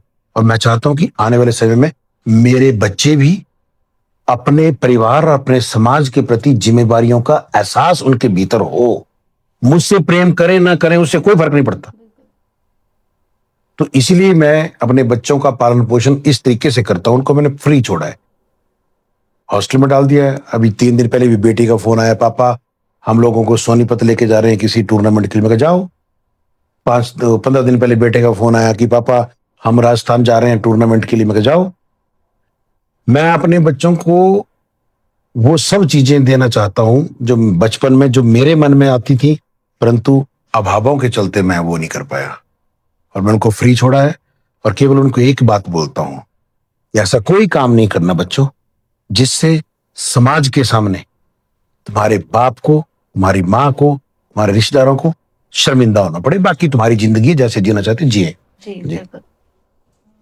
सर, अब बात करते हैं, जब आप विधायक बने उसके बाद आपने सरकार से अपील की कि आप बिना वेतन के मुफ्त में सरकारी अस्पताल में न्यूरोसर्जरी की सेवाएं देना चाहते हैं। इस पर आपका क्या विचार था और अभी इस दिशा में क्या स्थिति है? बिल्कुल अच्छा सवाल है आपका। आज मैं शिमला में हूं। यहां तो चलो न्यूरोसर्जन भी है, सब कुछ है। कल मैं चंबा आऊंगा। लोगों को पता लगता कि मैं चंबा आया हूं, लोग हॉस्पिटल से अपनी फाइल उठा के मेरे पास लेके आ जाते हैं, डॉक्टर साहब बताओ जी क्या करना है। मैं नहीं बुलाता उनको, वो खुद आते हैं जैसे उनको मालूम पड़ता है। तो जब उनके मैं रिकॉर्ड देखता हूं, फाइल देखता हूं, सीटी स्कैन देखता हूं, तो उसको देखने के बाद जो मेरा क्लिनिकल जजमेंट है, जितना अगर ज्ञान मुझे प्राप्त हुआ, जो अनुभव मेरे पास है, मुझे उसके हिसाब से लगता है कि इसका ट्रीटमेंट ऐसे होना चाहिए। परंतु जब मैं फाइल देखता हूं, फाइल में कहीं ना कहीं ट्रीटमेंट में भिन्न ट्रीटमेंट चल रहा होता है। अब मैं क्या करूं? मेरी जगह आप होते क्या करते? हमेशा मैं एक बात कहता हूं, सीता जी अगर लक्ष्मण रेखा न लांघती तो रामायण ना होती। अब मैं उन डॉक्टर को निर्देश दूं कि इनको ये ट्रीटमेंट लिखो, वो मैं समझता हूं मर्यादा उल्लंघन है, वो मेरा अधिकार क्षेत्र नहीं है। या मैं उन मरीज को ये बोलूं कि तुम्हारे को ट्रीटमेंट गलत कर रहे हैं, ये बोलूं उनको, ये भी नहीं बोल सकता। तो मैं उनको क्या बोलता हूं कि आप रेफर हो जाइए। हालांकि उनको रेफर होने की जरूरत नहीं है। अगर 2 अगर दवाइयां मॉडिफाई हो जाएं तो वो वहीं पे ठीक हो जाएंगे। उनको रेफर होने की जरूरत नहीं है, परंतु उनको रेफर होना पड़ता है। डॉक्टर लोग भी रेफर इसलिए करते हैं कि एक्सपर्ट ओपिनियन के लिए। नेचुरली वो लोग भी सीमाओं में बंधे हैं। अब न्यूरोसर्जरी का ओपिनियन मैंने तो वर्बली बोलना उनको कि ऐसा कर दो वैसा कर दो, ये इसको ये करना चाहिए वो करना चाहिए, करना तो उन्होंने। इसलिए मैंने सरकार से ये परमिशन मांगी कि मैं जब वहां पे हूं, ऐसे असंख्य लोग जो बिना मतलब के रेफर हो जाते हैं, जिनको रेफर होने की जरूरत नहीं है, एक बार अगर वहां का ड्यूटी डॉक्टर मेरे से ये बात कर ले कि डॉक्टर साहब इस पेशेंट का क्या करना है, इसको रेफर करना है कि नहीं करना है, तो मैंने 2 मिनट में फोन में वो रिपोर्ट देख के बता दूंगा कि भाई इसको रेफर करने की जरूरत है या नहीं है। जिस दिन चंबा में हूं तो अस्पताल में जाके भी मरीज को देख लूंगा, और जिस दिन चंबा में नहीं हूं तो वर्चुअली टेलीमेडिसिन, टेलीपैथी से, जो टेलीमेडिसिन के तरीके से भी तो लोगों को कंसल्टेशन मिलता है, वो दे देता हूं, देने को तैयार हूं।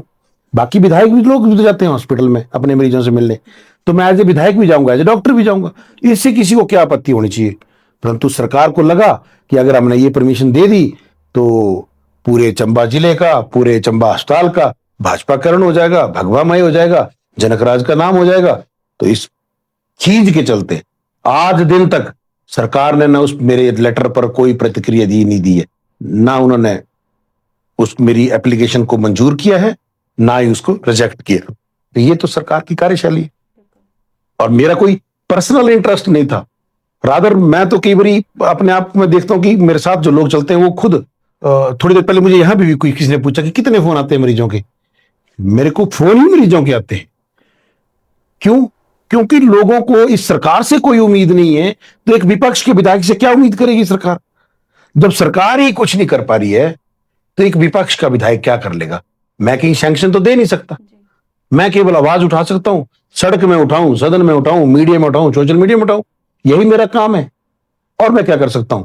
एज ए डॉक्टर लोग मेरे पास आते हैं ट्रीटमेंट करवाने, जो आउटडोर है वो मेरे घर पे भी आते हैं, जहां जहां गांव जाता हूँ वहां भी मिलते हैं।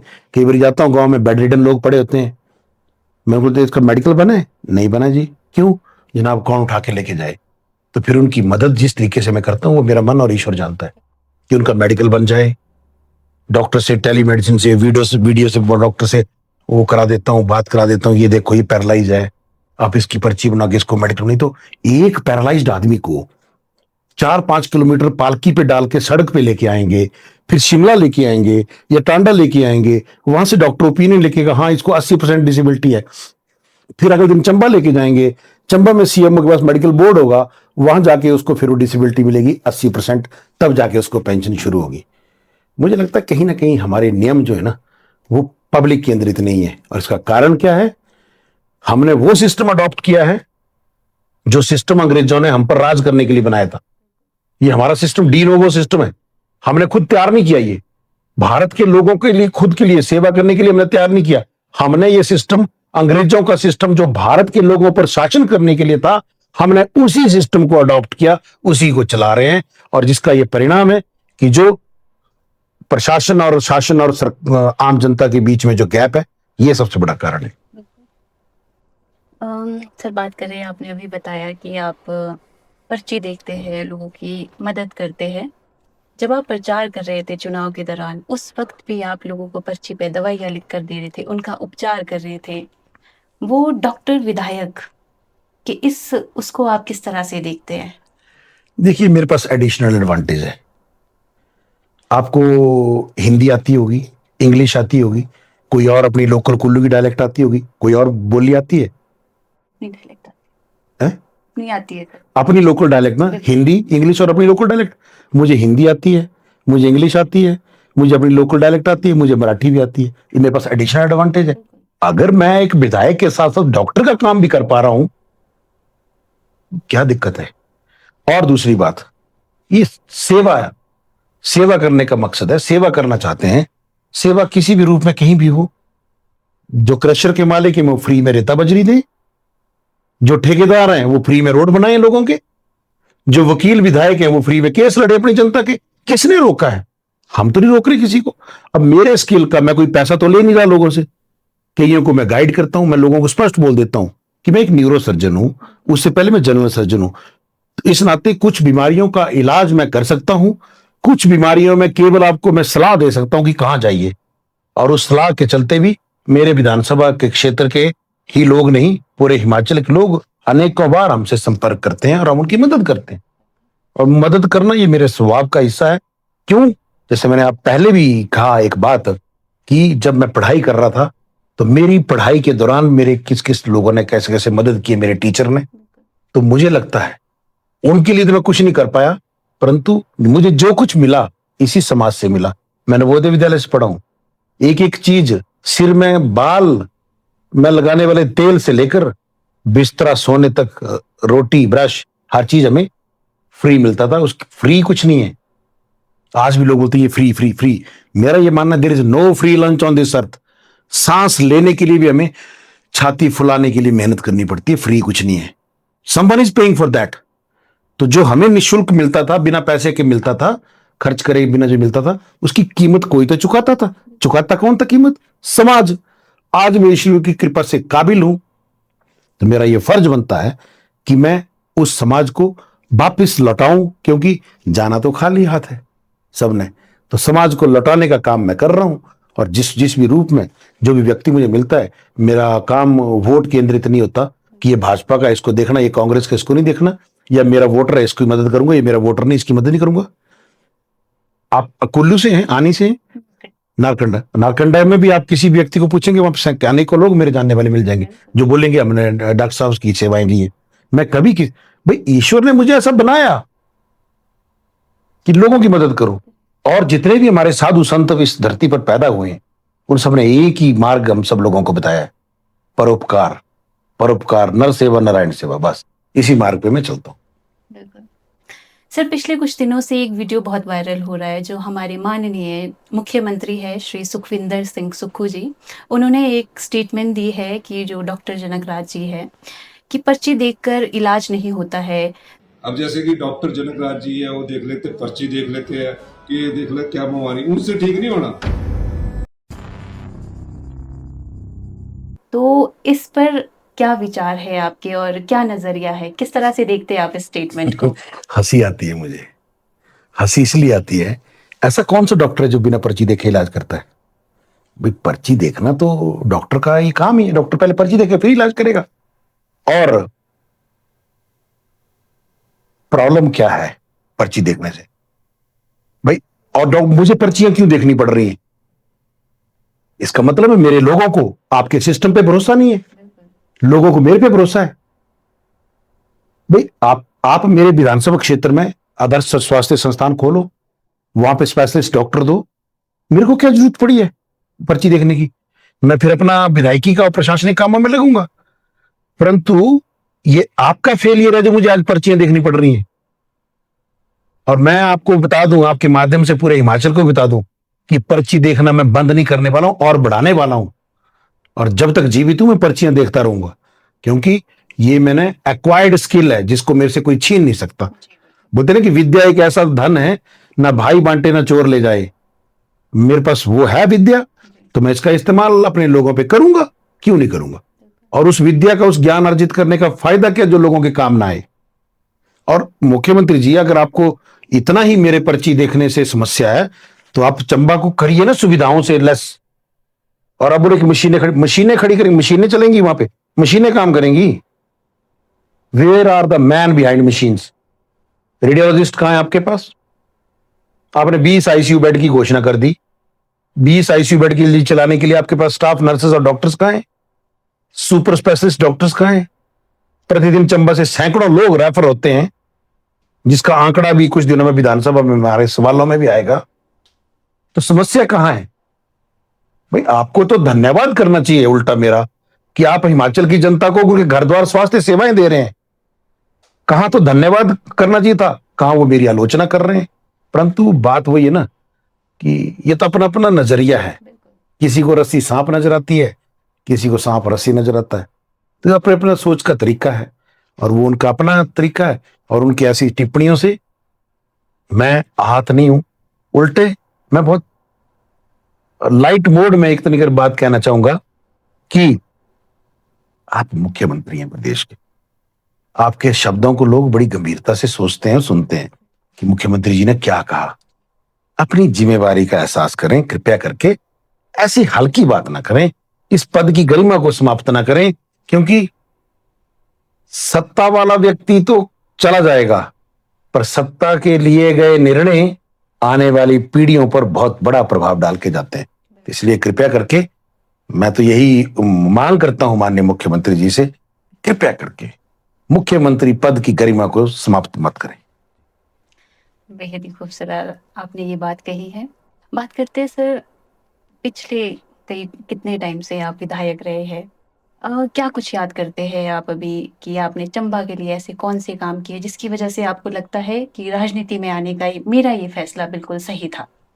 देखिए, मैं अपने लोगों को, उनके घर द्वार, उनकी मदद कर पा रहा हूं, उनकी समस्याओं को समझ पा रहा हूं।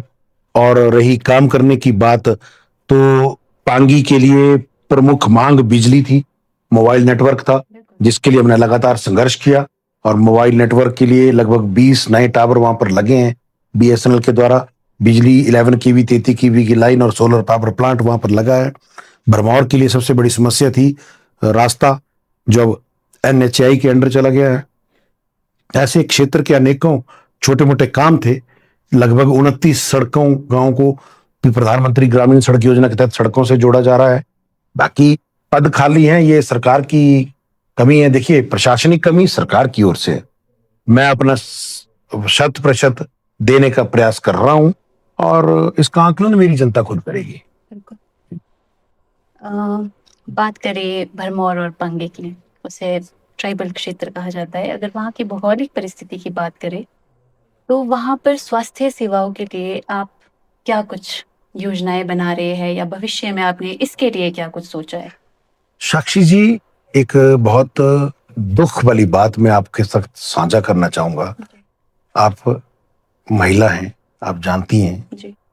कि महिलाएं जब अपने जीवन में मातृत्व के उस पर चलती हैं तो उनको आपने देखा होगा अपनी माताओं को, बहनों को, रिश्तेदारों को कि कितना कष्ट वो झेलती है। जी। मेरे चुनाव क्षेत्र का मुझे दुख इस बात को लेकर होता है कि मेरे चुनाव क्षेत्र में चाहे पांगी है चाहे भरमौर है, आज भी अल्ट्रासाउंड की सुविधा नहीं है।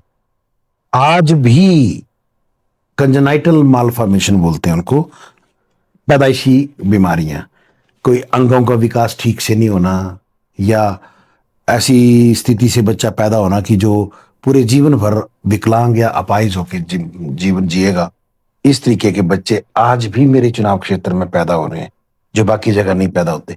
अल्ट्रासाउंड टाइम पे हो जाता है, अबॉर्ट कर देते हैं लोग, परंतु मेरे चुनाव क्षेत्र में आज भी ऐसे बच्चे पैदा हो रहे हैं। इसका कौन जिम्मेवार है? मैं स्पष्ट तौर पे कहता हूं, सरकार जिम्मेवार है। सरकार बोलती है हम नीड बेस्ड तरीके से काम करेंगे, तो नीड अल्ट्रासाउंड की कहां है? वहां पर है। मैं एक बच्ची का वर्णन करना चाहूंगा।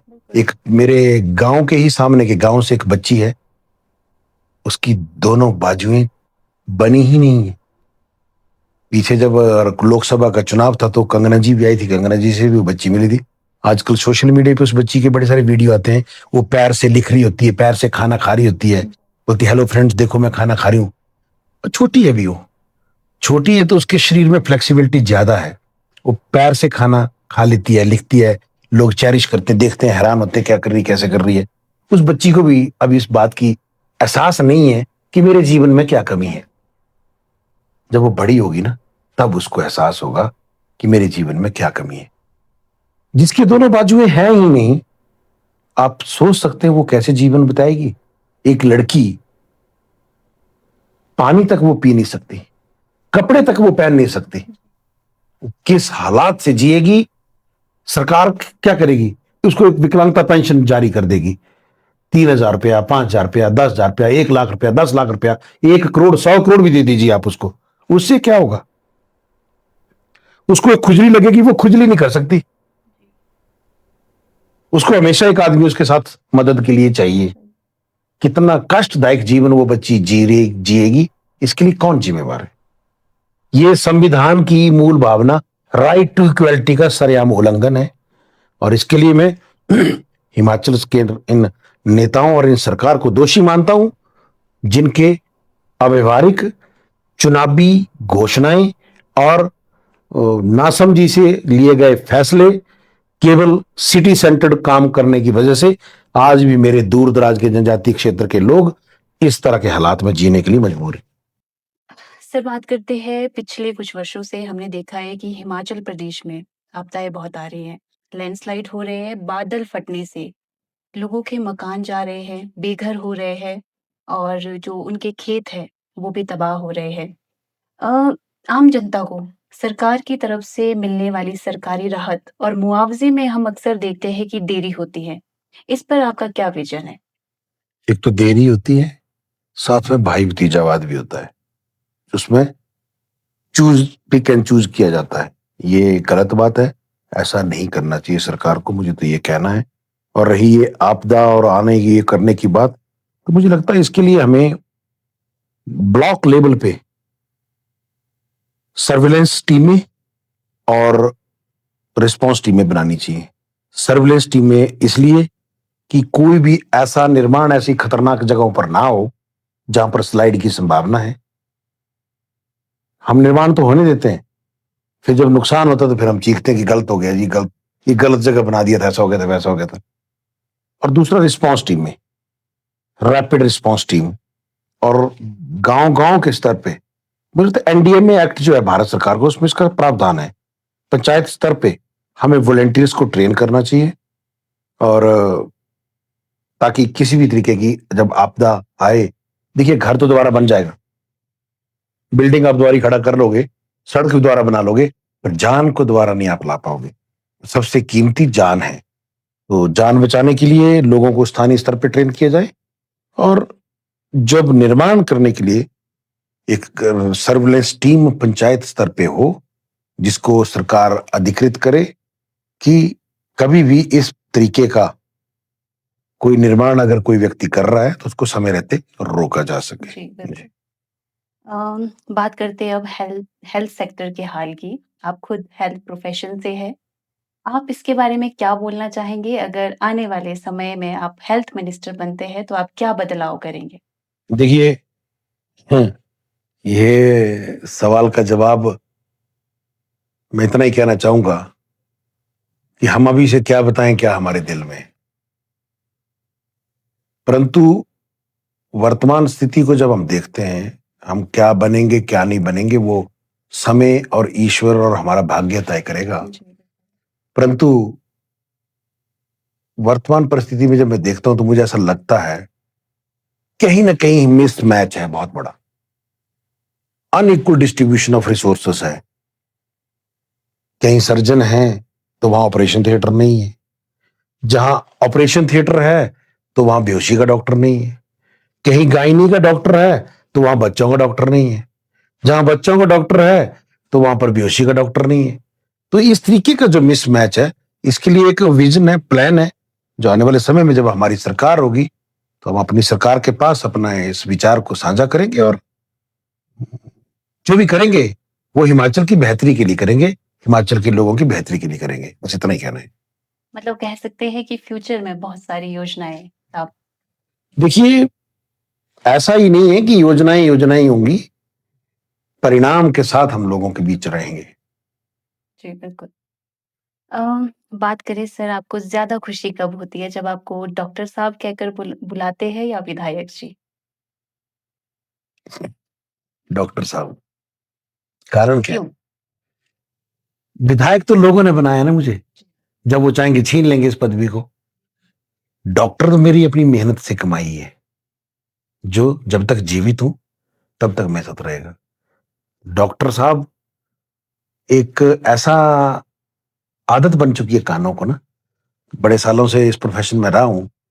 25 साल लगभग मैंने चिकित्सीय सेवाओं में, ट्रेनिंग से लेकर नौकरी तक, तो कानों को आदत पड़ गई है डॉक्टर साहब सुनने की, अच्छा लगता है।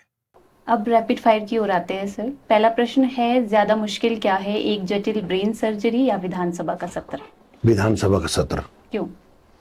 कि जटिल ब्रेन सर्जरी करने के लिए अनेकों वर्षों की ट्रेनिंग और पूरा सेटअप, पूरी टीम होती है। विधानसभा सत्र के भीतर मेरे विधानसभा क्षेत्र के 1 लाख के लोगों की उम्मीदें मेरे साथ होती हैं। वहां मुझे एक परिवार, एक व्यक्ति को हैंडल करना है ब्रेन सर्जरी के दौरान, वहां मुझे 1 लाख लोगों को हैंडल करना है। जी। चंबा की कोई ऐसी बात जो आपको सबसे ज़्यादा पसंद है? मुझे चंबा का इतिहास पसंद है और मैं उस इतिहास को देखता हूं, पसंद करने के साथ साथ पीड़ित भी होता हूं और मन करता है कि क्या ऐसा काम करें कि मैं चंबा के गौरवशाली इतिहास को वापस लौटा सकूं। आपके जीवन का सबसे बड़ा रोल मॉडल कौन है? राजनीति में कौन है और मेडिकल फील्ड में कौन है? राजनीति में हमारे यशस्वी प्रधानमंत्री नरेंद्र मोदी जी हैं,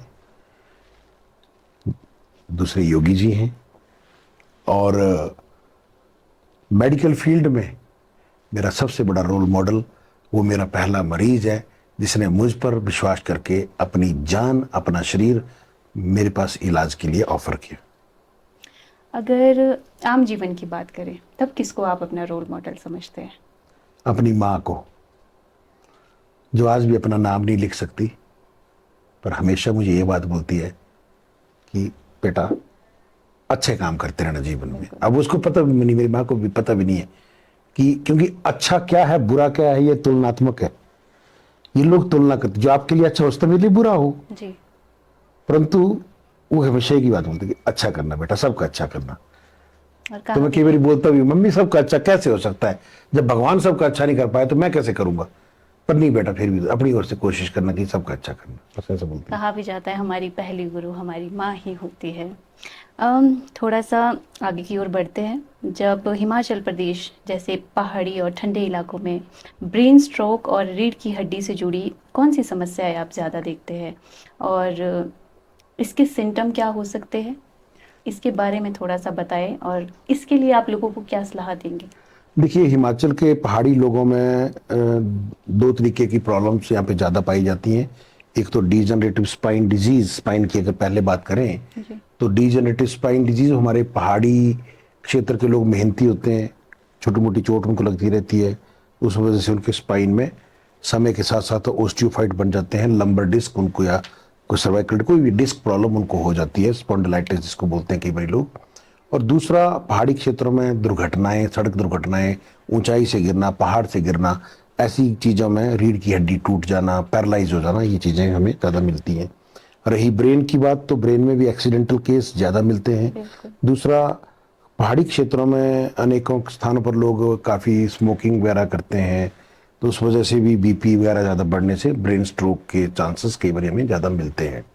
और इसके लिए मुझे यही है लोगों को कि संतुलित आहार लें, नियमित दिनचर्या का पालन करें, और खासकर टू व्हीलर चलाने वाले लोगों से मैं कहना चाहूँगा कि हेलमेट का जरूर इस्तेमाल करें।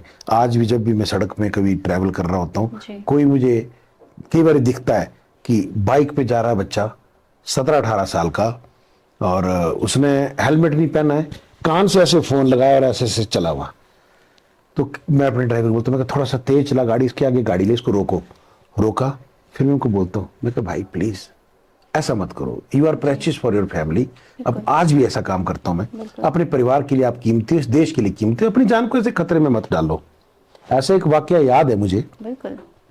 मैं टांडा में न्यूरोसर्जन के तौर पर कार्यरत था, तो एक लड़का नई जैसी बाइक लेके कभी ऐसे शी सा जैसे सांप चलता है वैसे करके वो 8-10 गाड़ियों को क्रॉस करके, मेरी गाड़ी को क्रॉस करके वो आगे निकल गया, और एक आगे जगह जाम में वो फंस गया।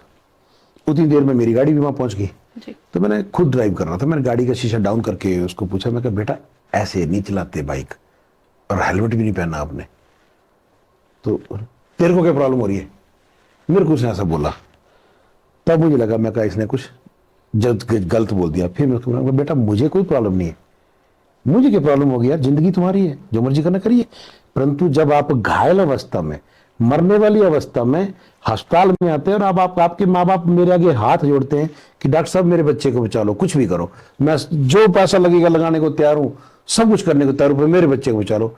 उस वक्त तुम्हारे माँ बाप को पीड़ा में देख के मुझे कष्ट होता है। उस कष्ट के नाते मैं तुम्हें कह रहा हूं कि प्लीज ऐसा मत करो। फिर वो शर्मिंदा हुआ लड़का। जी। तो मैं सब यंग जो जेन जी जिनको कहा जाता है जी। कि जीवन बहुत बेशकीमती है, मरना तो एक दिन सबने है, जी। हमने भी मरना है, सबने मरना है।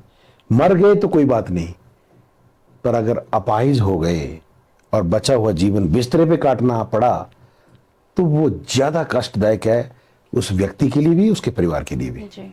बिल्कुल। आज की भागदौड़ भरी ज़िंदगी में तनाव और स्क्रीन टाइमिंग है जो लोगों का ज़्यादा हो गया है, तो एक न्यूरोसर्जन के तौर पर आप लोगों को अपने दिमाग को स्वस्थ रखने के लिए क्या बोलना चाहेंगे, क्या कुछ करना चाहिए? पहले तो मैं एक चीज बताना चाहूंगा कि इस सदी के सबसे बड़े झूठ क्या है। मोबाइल हमारा समय बचाने के लिए बनाए गए थे, यही पर्पज है ना मोबाइल का, जी। कि बिल्कुल। मुझे आपसे कुछ बात करनी, मुझे ऊपर की मंजिल ना जाना पड़े या आपके गांव में ना जाना पड़े, मैं तुरंत आपसे बात कर पाऊं, यही है ना पर्पज इसका। परंतु हो उल्टा गया। जी। आज आदमियों का सबसे ज्यादा टाइम कोई कंज्यूम कर रहा है। आयरनी ऑफ लाइफ क्या हो गया कि मोबाइल बनाए गए थे आदमी को, आदमी का समय बचे, अच्छा जी। पर आज उल्टा हो गया, आदमी का सबसे ज्यादा समय जो वो मोबाइल ले रहा है। इसके लिए लोगों को ये बताना चाहूंगा मैं एज ए न्यूरोसर्जन जी। कि सीमित मात्रा में उपयोग करें और जरूरत पड़ने पर ही इसका इस्तेमाल करें। और जो समय हम आइडल टाइम जो मोबाइल में रील या कुछ भी देखने में लगाते रहते हैं, उससे बेहतर है अपने दिमाग को रिलैक्स रखें और अपना मेडिटेशन करें। ईश्वर के प्रति मुझे जब भी कम मौका मिल पाता मुझे ऐसा, पर जब भी मौका मिलता है मैं अपनी आंखें बंद करके गाड़ी में ट्रैवल कराता हूँ, तो मैं भी काफ़ी रील देखता हूँ। रील वो पॉलिटिकल देखनी पड़ती हैं, नॉलेज के लिए भी देखनी पड़ती हैं, परंतु जब भी मुझे मौका मिलता है मैं अपनी आंखें बंद करके शून्य में जाने का प्रयास करता हूँ ताकि मैं लेवल पे रहूँ। माइंड को आप बिल्कुल स्टेबल रख सकते जी हैं। जी। बात करें भरमौर की, वहाँ पे गद्दी जनजाति के लोग रहते हैं, सांस्कृतिक और भौगोलिक वो केंद्र है, और आप इसी भरमौर आरक्षित सीट के विधायक हैं। गद्दी जो समुदाय है, एक बड़ा जो हिस्सा है उसका मौसम के हिसाब से चलता है। वो भेड़ बकरियों को एक जगह से दूसरे जगह पर प्रवास करते रहते हैं। इस उनके जीवन को आसान बनाने के लिए आपके आप किस तरह से इस चीज को देखते हैं? देखिए, गद्दी हम अर्ध घुमंतू हिंदी में शब्द कहा जाता है, इंग्लिश में कहा जाता है सेमी नोमैडिक जी ट्राइब है। मैं भी इसी ट्राइब से बिलोंग करता हूँ और मेरे परिवार में मेरे दादाजी की पीढ़ी ने ये काम किया है। मेरे पिताजी ने थोड़े टाइम ये काम किया, हालांकि उसके बाद हमारे परिवार में किसी ने ये काम नहीं किया। आज ये व्यवसाय जो है वो उदासीन रवैये के कारण लगभग समाप्ति की ओर है और मुझे दुख लगता है कि आने वाले समय में जो ट्रेडिशनल गद्दी पहनावा और ट्रेडिशनल गद्दी व्यवसाय, ये सारी चीज़ें हमें केवल फोटोग्राफ और म्यूजियम में मिलने वाली हैं। तो ऐसा ना हो, क्योंकि ये केवल एक व्यावसायिक काम नहीं है, ये हमारी सांस्कृतिक ऐतिहासिक धरोहर है। इसलिए हम प्रयास करते रहते हैं, सदन के भीतर भी सरकार से मांग करते रहते हैं, परंतु बोले कि अभी सर अंधे के आगे रोए तो अपना दीदा खोए। इस सरकार के पास कहने और बात करने का कोई अर्थ रह नहीं जाता है। आने वाले समय में मैं जरूर इस व्यवसाय के संरक्षण के लिए कुछ न कुछ मेरे दिमाग में योजनाएं चलती हैं, जिससे नई पीढ़ी के लोग, नई पीढ़ी के युवा इस व्यवसाय को अपनाएं। इनकी जीवन में बहुत कठिनाइयां हैं, पशुधन की चोरी होना, बीमारी लगना, दुर्घटना में इकट्ठे पशु मारे जाना, जंगली जानवरों के आतंक, फिर घास चारवाहों की कमी, क्षेत्रों की कमी, जगह जगह बाढ़बंदी, माइग्रेशन के दौरान होने वाली दुर्घटनाएं, घटनाएं, बहुत सारी तकलीफें हैं और इतनी हार्डशिप इनके जीवन में है। और जो आज का दुनिया है, आज का जो समाज है, वो बाकी सब कुछ करना चाहता पर हार्डशिप नहीं स्वीकार करता। तो ऐसी परिस्थिति में ये व्यवसाय लगभग समाप्त हो रहा है। तो इसको पुनर्जीवित करने का मेरा सपना है और आने वाले समय में जरूर इसको हम पुनर्जीवित करेंगे। जी बिल्कुल। बात करें सर आज के युवा की, जो समाज में बदलाव तो चाहते हैं लेकिन राजनीति को गंदा मानकर इससे दूर रहते हैं। आप आज के युवाओं के लिए क्या संदेश देना चाहेंगे? एक गाना है, इंसाफ की डगर पे बच्चों दिखाओ चल के, ये देश है तुम्हारा, नेता तुम ही हो कल के। राजनीति से आप अगर सारे ही दूर हो जाएंगे, जी बिल्कुल, हम लोग तो सदा रहने वाले नहीं है। आज के 50 सालों बाद देश को कौन संभालेगा? जो आज युवा है वही संभालेगा ना। तो राजनीति में तो आपको आना ही पड़ेगा। तो ये चीज इतना ही कहना चाहूंगा कि जिम्मेवारी उठाइए और ये देश हमारा है। बोले लाए हैं तूफान से कश्ती निकाल के, इस देश को रखना मेरे बच्चों संभाल के। उन असंख्य लाखों करोड़ों लोगों को हम याद करें जिन्होंने अपना खून बहाया, अपनी जान दी, अपने परिवारों की बलि चढ़ाई, अपने बच्चों को अपने सामने कटते देखा, असंख्य अत्याचार सहे केवल इस मिट्टी के लिए। उनकी उसको शहादत को, उनके उस बलिदान को याद करते हुए हमें इस देश के लिए काम करना चाहिए। मुझे मोदी जी की एक बात याद आती है कि मुझे देश के लिए मरने का मौका नहीं मिला, परंतु मुझे देश के लिए जीने का मौका मिल रहा है, इसलिए मैं देश के लिए जीना चाहता हूँ। जी बेहद ही खूबसूरत।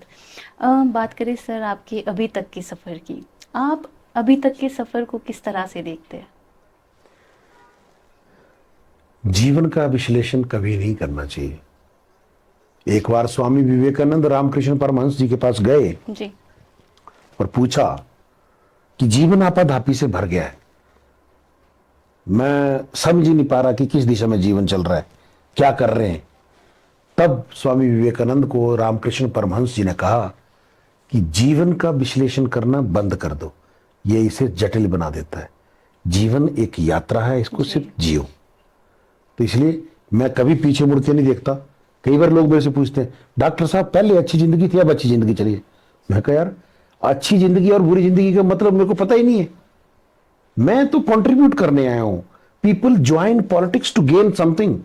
लोग राजनीति में कुछ प्राप्त करने के लिए आते हैं, मैं राजनीति में कुछ देने के लिए आया हूं। जो अगर लोग चल लेना चाहेंगे मैं दूंगा, जब लोग बोलेंगे नहीं लेना तो ठीक है, हम अपने चले जाएंगे। भाई जीवन जीना है मुझे। और मैं एक उदाहरण आपको मैं प्रैक्टिकली चीज बताना चाहूंगा। ये काजू है, जिस पेड़ से ये काजू तैयार हुआ है, कितने फूल लगे होंगे पहले? सारे फूल ऐसे काजू बने होंगे? नहीं बनते। अब पहाड़ की है लड़की, पहाड़ में सेब होता है आपके, बिल्कुल सेब के पेड़ पे जितने फूल लगते हैं वो सारे फल बन जाते हैं? बिल्कुल नहीं सर। कुछ फूल के रूप में टूट जाते हैं, कुछ छोटे छोटे सेब टूट जाते हैं, कुछ जब बड़े होने लगते हैं तो ओले खराब कर देते हैं, कुछ को कौवे खराब कर देते हैं, तोते खराब कर देते हैं। लास्ट में बिल्कुल डिलीशियस, जो ऐसे जिसको बोलते हैं कि खूबसूरत, कितने कर सेब ऐसे बचते हैं एक पेड़ से, जितने फूल लगते हैं उसमें से कितने सेब ऊपर मैच्योर। और बेसिकली किसी भी फल का मकसद क्या है? हम खाएंगे ऐसा ऐसा नहीं है, वो अपने बीज को अगला पौधा बनाने के लिए, ताकत देने के लिए बिल्कुल उस यात्रा को कितने बीज पूरे कर पाते हैं। तो हम भी उसी तरह हैं, हमारी आपकी तरह इस धरती पर करोड़ों अरबों असंख्य लोग, जब से मानव के जीवन का विकास हुआ है तब से इस धरती पर 100 अरब लोग जन्म लेके मर चुके हैं। आज भी मेरी आपकी तरह 8 अरब लोग इस धरती पर घूम रहे हैं। जी। तो हम अपने आप को इतना सीरियसली लेने की जरूरत नहीं है। हमारे जीवन की यात्रा है, जहां तक ईश्वर ने लिखा वहां तक चलेंगे, जो करना कर सकते होंगे वो कर पाएंगे। इसलिए कभी ये नहीं सुना कि पहले अच्छा था अब अच्छा है, ये बुरा हो गया वो ठीक हो गया, कुछ नहीं। इस दुनिया में कितना गम है, मेरा गम सबसे कम है। जब मुझे कई बार परेशानी होती है, मेरा मन, मैं भी इंसान हूं आपकी तरह, जब मैं विचलित होता हूं, कुछ कई चीजों से परेशान रहता हूं, तो फिर मैं देखता हूं कि मेरे से पीछे या मेरे से बुरी हालात में कितने लोग जी रहे हैं, वो मुझे प्रेरणा देते हैं। आज भी इमेजिन करिए, आप शिमला जैसे शहर में 5 से 10 हजार रुपया कमा के परिवार का पालन पर पोषण करने वाले लोग यहां जी रहे हैं, कैसे जी रहे होंगे? हमें गर्मी लगेगी, हम एसी ऑन कर लेंगे, हम गाड़ी में चले जाएंगे। ऐसे लोग हैं, उनके भी सपने हैं। तो इस बारे में कभी मैं जीवन में आकलन करता ही नहीं। मैं केवल जो जो मिलता है ईश्वर का धन्यवाद करता हूं, और जब भी पूजा पाठ करता हूं एक ही चीज ईश्वर से मांगता हूं कि ईश्वर मुझे इतनी शक्ति देना कि मैं अधिक से अधिक लोगों का कल्याण कर सकूं, बस और कुछ नहीं। कहा भी जाता है कर्म ही आराध्य है, और लोग देखते हैं कि वो मंजिल को पाना चाहते हैं। मुझे लगता है कि मंजिल से ज़्यादा खूबसूरत आपकी यात्रा होती है। जब आप उस मंजिल तक पहुंचते हैं तो शायद वो यात्रा आपकी ज़्यादा खूबसूरत रहती है। एक बात कहूं, जी एक शमशान घाट के ऊपर कहीं लिखा था कोट एक, जी कि मंजिल तो मेरी यही थी पर पहुंचने में पूरा जीवन लग गया। जी बिल्कुल। तो वो यात्रा खूबसूरत है, जी। मंजिल तो एक ही है सबकी। लोग कई बार बोलते हैं कि तेरी औकात क्या है, कई बार ऐसा बात कर देते, आर्गुमेंट कर देते जी हैं। बिल्कुल। तो मैं पब्लिकली कहता हूं इस बात, हम सब की औकात 2 से 2.5 किलो मिट्टी है और कुछ नहीं। अंत में हम यही छोड़ के जाएंगे इस धरती पर और कुछ नहीं छोड़ के जाएंगे। जी। जब जन्म लेते हैं तब भी 2-2.5 किलो होते हैं, जब समाप्त होंगे तब भी 2 से 2.5 किलो। जो लिए, गीता में भी कहा, जो लिया यहीं से लिया, जो दिया यही को दिया, तेरा क्या था जो खो गया जिसके लिए तू रोता है। निश्चिंत रहे, जीवन को जिए, कोई ज्यादा चिंता करने की जरूरत नहीं है। जी। बात करें आपकी फ्यूचर प्लान्स की, किस तरह से देखते हैं अपने भविष्य को? भविष्य को कोई देख नहीं सकता है। भविष्य में क्या योजनाएं हैं आप? योजनाएं तो बनती हैं, योजनाएं अच्छी हैं, अपने लोगों के लिए अच्छा काम करने की योजनाएं हैं, अपने क्षेत्र के लिए अच्छा करने की योजनाएं हैं। अब कितना कामयाब हो पाएंगे, कितना नहीं हो पाएंगे, ये वक्त और मेरा भाग्य और ईश्वर का आशीर्वाद तय करेगा। कोई ऐसा किस्सा जो आज आप हमारे बीच साझा करना चाहते हैं, जो आपको हमेशा याद रहेगा? याद तो बहुत कुछ है, जो आपके दिल के बहुत करीब? दिल के बहुत करीब किस तरीके का किस्सा? वैसे किस्से अनेकों हैं। देखो, अपनी लाइफ को एक एक छोटे से किस्से में बयान कर देना मुझे लगता है ये संभव नहीं है। आप मेडिकल लाइन से पूछना चाहते हैं, मेडिकल, सार्वजनिक जीवन से पूछना चाहते हैं, या किसी अन्य चीज से? मेडिकल लाइन से पूछना चाहते हैं? मेडिकल लाइन से बताइए। मुझे एक, कई बार मैं अपने सर्कल में होता इस बात को कहता हूँ, एक मरीज था बेचारा जी। उसका मैंने ट्रीटमेंट करना शुरू किया, तो वो गरीब था बहुत, टांडा मेडिकल कॉलेज की बात है, बहुत गरीब था। तो जब उसके मैंने हालात देखे, मुझे लगा नहीं कि वो दवाइयां भी खरीद सकता है। तो मेरे पास सैंपल थे, मैंने उसको सैंपल दे दिए। अगली बार जब वो आया मरीज, पीठ में एक बोरा उठा के लेके आया। बोरा उठा के लेके आया तो उस बोरे में गोभी, टमाटर, प्याज, मूली, ऐसी 5-6 सब्जी और आइटम लेके आ गया। और वहाँ मैं कहा ये क्यों? बोला आपके लिए। मैं कहा मेरे लिए क्यों भाई? बोला आपने मेरे को दवाइयाँ दी, मेरे इलाज की। मैं कहा भाई मुझे उसके लिए तनख्वाह मिलती है, सरकार मुझे तनख्वाह दे रही है। बिल्कुल। नहीं नहीं, मैं तो आपने लेनी तो लो, तो मैं ही फेंक के चला जाऊंगा। अब मैं बड़ी दुविधा में फंस गया। मतलब सो कॉल्ड रिश्वत टाइप मुझे वो फीलिंग महसूस हुई कि रिश्वत दे मुझे कोई दे रहा है। तो क्या करूं क्या करूं? फिर मैंने किसी अपने जिनसे मार्गदर्शन जीवन में लेते हैं, मित्र संबंधी जो भी है, उनसे मैंने बात करी। मैं कहा ऐसा ऐसा है। बोला आप स्वीकार कर लो। मैं क्यों? बोला वो प्रेम भाव से लाया, आप स्वीकार नहीं करेंगे उसको दुख होगा। और बुजुर्ग ने उसने वैसा ही कहा, आप नहीं लेंगे तो मैं फेंक के चला जाऊंगा, पर मैं आपके लिए लाया हूं। जी। फिर मैंने उसका सहर्ष से स्वीकार किया, ये बोल के कि देखिए बाबा, मैं मुझे खाती बार इसकी आपको हमेशा आपकी भी मुझे याद आएगी। आप प्रेम भाव से लाए तो मैं ले रहा हूं, अदरवाइज मुझे लेने की वो नहीं है। तो नया नया मैं प्रैक्टिस शुरू किया था, मतलब 2-4-6 महीने हुए थे मुझे एज ए डॉक्टर काम करते हुए। और उसके बाद की जर्नी में जब इतना मैंने काम किया, इस बात को भी मैं सार्वजनिक जीवन में अनेकों बार कहता आया हूं। मुझे याद नहीं है जब मैं चिकित्सीय सेवा में था तो मैंने कभी सब्जी खरीदी हो, मैंने कभी फल खरीदे हो, मैंने कभी दालें खरीदी हो, मैंने कभी घी खरीदा हो। सेब के सीजन में 100-100, 150-150 पेटी मेरे घर में मेरे मरीज देके जाते थे। जिसकी मदद कर दूंगा वो गांव से आएगा, कोई अखरोट लेके आएगा, कोई राजमा लेके आएगा, कोई गुच्छी लेके आएगा। अरे भाई मुझे नहीं चाहिए। नहीं जी नहीं, आपने मदद नहीं की, मैंने अपनी ड्यूटी निभाई है। परंतु आउट ऑफ ग्रेटिट्यूड लाते हैं, तो फिर मैं भी जितना कर मेरे क्षमता है, जितना कर खाने की उतना खाता हूं, बाकी लोगों में बांट देता हूं, क्या करें। तो मैं ये जो आपको इतना लंबा डिटेल में जो आपको बताया, इसके पीछे एक ही कारण है कि अगर हम लोगों के लिए कुछ करेंगे ना, एक कदम अगर आगे बढ़ाएंगे तो लोग हमारे लिए 10 कदम आगे बढ़ाते हैं। बिल्कुल तो बिल्कुल। ये सोच सब डॉक्टर को भी मैं बताना चाहूंगा, सभी इनफैक्ट बाकी लोगों को भी, कि जितना हो सकता है दूसरे के लिए मदद करें, आपके लिए करने के लिए कोई और आ जाएगा। जी। सर, आप खुद देश के सबसे कठिन मेडिकल पाठ्यक्रमों को पूरा करके आए हैं, जहां पर पढ़ाई, डिग्री और योग्यता के बिना आप कदम नहीं रख सकते। और एक आम इंसान जब छोटी सी नौकरी पाने के लिए उसको ढेरों सारी योग्यताएं साबित करनी पड़ती है। आपको क्या लगता है कि जनप्रतिनिधि बनने के लिए कोई शैक्षणिक योग्यता तय नहीं होनी चाहिए? देखिए, ये एक बहुत बड़ा डिबेट का प्रश्न है और बड़े सारे लोग इस बारे में चर्चा करते हैं और ये नेशनल डिबेट का एक इशू भी बन चुका है कि शैक्षणिक योग्यता होनी चाहिए कि नहीं होनी चाहिए।